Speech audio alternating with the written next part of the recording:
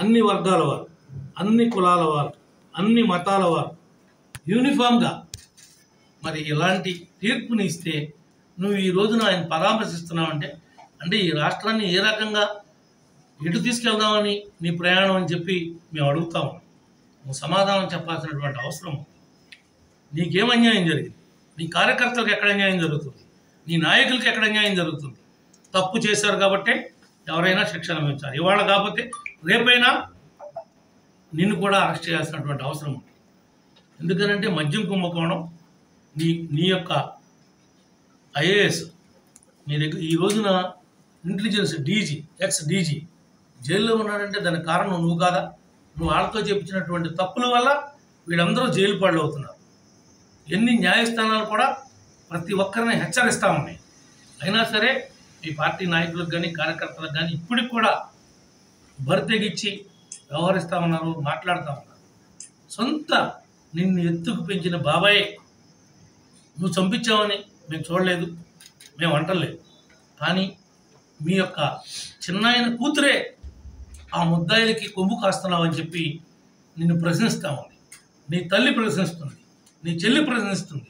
వాళ్ళ మాటలకు సమాధానం చెప్పు. నువ్వు ఫస్ట్ వాళ్ళందరికీ ఆన్సర్ చేసిన తర్వాత నువ్వు మాట్లాడు. ఎవరైతే నీ బాబాయ్ మర్డర్ కేసులో ప్రధాన ముద్దాయిలుగా ఆరోపణలు ఎదుర్కొన్నటువంటి వారు ఉన్నారో వాళ్ళని నువ్వు ఈ రోజు నాటికి కూడా పార్టీ నుంచి సస్పెండ్ చేయకోకుండా నువ్వు వాళ్ళతో అంటగాగుతూ నీ బాబాయిని చంపిన వాళ్ళతోనే నువ్వు ప్రయాణం చేస్తున్నావు అంటే నిన్ను నమ్ముకున్న వాళ్ళకి నువ్వేం చేయగలుగుతావు అని కూడా ఈ రాష్ట్ర ప్రజలకి సందేహం కలుగుతా ఉంది.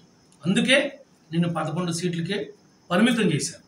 చేసిన తప్పులు నువ్వు కడుక్కోవాల్సిన బాధ్యత నీ మీద ఉంది. నువ్వేదో ఇదేదో పెద్ద అన్యాయం జరిగిపోయిన తెనాలు అంటే ఉత్తిపుణ్యానికి నన్ను 71 రోజు జైల్లో పెట్టావు. ఆ రోజు అన్యాయం చేసినట్టు కాదు నువ్వు. మేమేమైనా తప్పు చేసామా? మేమేమైనా ద్రోహం చేసామా? మేము ఎస్సీలను ఎవరినైనా తోలనాడామా? ఎస్సీలను ఏమన్నా అగౌరవపరిచామా? అన్యాయంగా పెట్టావు.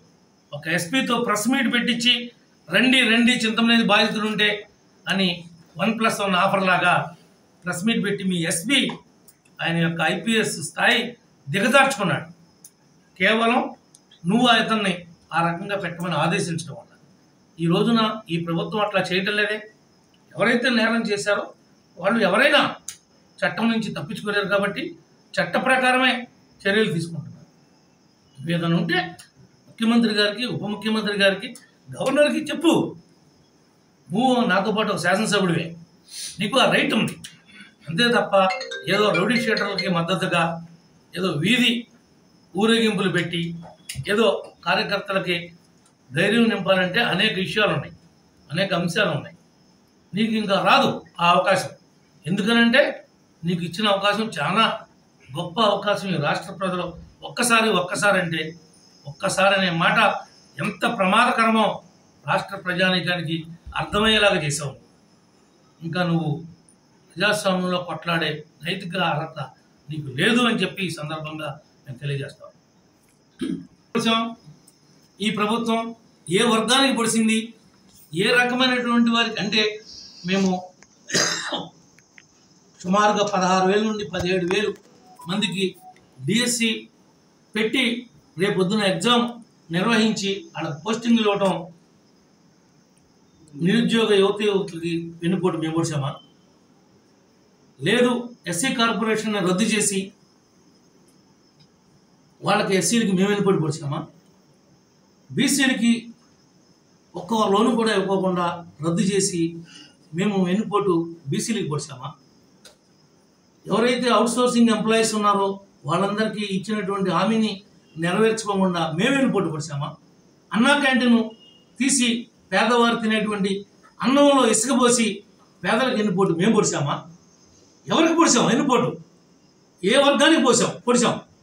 ఈ రోజున నువ్వు 5 లక్షలు పెట్టి ఇల్లు ఇస్తాను, ఒక్కడ కట్ల పేదవారికి నువ్వు ప్రమాణ స్వీకారం చేస్తున్నప్పుడు నన్ను ఇంత స్థాయిలో నువ్వు తీసుకొచ్చారు, నేను తినేటువంటి రైసు పేదవాడికి పోస్తా, జన్మకి ఆ రుణాన్ని తీర్చుకోలేను, నేను ఈ రకమైన సాయం చేస్తానని చెప్పావు. ఒక్క స్వాలుడన్నా పోసావా? ఒక్క గిద్దుడు ఒక్క పేదవాడికి నీ కార్యకర్తకు పోసావా? ఎవరికి నువ్వు మేలు చేసావు? నువ్వు మాఫియాని తయారు చేశావు. ఎక్కడికక్కడ మీ నాయకులు, మీ ఎమ్మెల్యేలు, మీ ఎంపీలు భూములు, ఆస్తులు, ఇళ్ళు కబ్జాలు చేశారు. శాండ్ దోపిడీ చేశారు. మట్టి మాఫియా చేశారు. గ్రావెల్ మాఫియా చేశారు. వేరే పార్టీ వాళ్ళు బయటకు వస్తే రోడ్డు మీద తిరగకోకుండా భయభ్రాంతులకు గురి చేశారు. రోజు పొద్దున్న ఏదైనా కార్యక్రమం ఉందంటే పొద్దున్నే తెల్లారకు ముందే మేము లేచేపాటికే మా ఇళ్ళకాడ పోలీసులు కాపలా పెట్టాం. నువ్వా ఈరోజు వెన్నుపోటు దినోత్సవం చేసేది? ఎవరికి ఎవరు వెన్నుపోటు పొడిచారు? నీ బాబాయిని నెత్తు పొంచి తిప్పినందుకు నీ బాబాయినే చంపిన ముద్దాయిలతో నువ్వు అంటగా అవుతున్నావు. నువ్వా వెన్నుపోటు దినోత్సవం జరుపుకునేది? మేమెవరు పొడిచామో చెప్పు.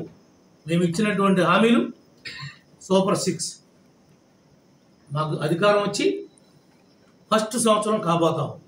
ఓకే, మేము నెల తిరగకముందే మా ప్రధానమైనటువంటి హామీ 4,000 పెన్షన్ ఇచ్చి వాళ్ళ యొక్క రుణం తీర్చుకున్నాం. ఎస్సీలకి, బీసీలకి 2,50,000 ఇంటికి ఇస్తానని చెప్పి వాగ్దానం చేసాం, ఇంప్లిమెంట్ చేస్తాం. ఏవైతే నువ్వు ఇళ్ళు శాంక్షన్ చేసావో ఆ ఇళ్ల వాళ్ళందరికీ కూడా నెల నెల వాళ్ళ పురోగతిని బట్టి బిల్లులు కొడతా ఉన్నాం. మేము 18-19 సంవత్సరంలో మేము ఇచ్చినటువంటి శాంక్షన్స్ బిల్లు నువ్వు ఇవ్వలేదు 5 ఏళ్ళు. ఇప్పటికి కూడా నువ్వు ఇచ్చిన బిల్లు మేము కడుతున్నాం తప్ప మా కార్యకర్తలకి, మా నాయకులకి ఇంకా మేము పాత బకాయిలు తీర్చలేకపోయాం. రాష్ట్ర ఆర్థిక పరిస్థితి బాగోనే ఉన్నందువల్ల